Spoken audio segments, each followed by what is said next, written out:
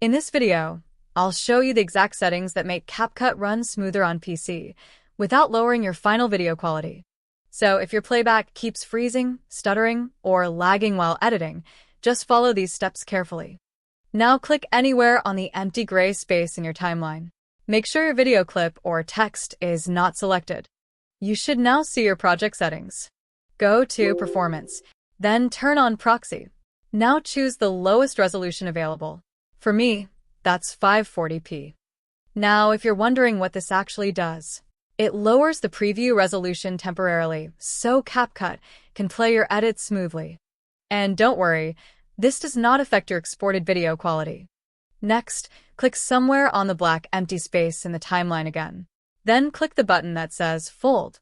This controls your playback quality. Change it from full down to medium. This small setting makes a huge difference for lag. Now, let's clear unnecessary temporary files. Click the settings icon at the top. Then go to Settings. Under Cache, click the trash icon next to cache size. Then press OK to clear the cache files. This removes temporary data that can slow CapCut down over time. Now for the final fix. Go to Performance in the top navigation. Uncheck the options for Hardware Encoding and Hardware Decoding. Then click Save. And that's it.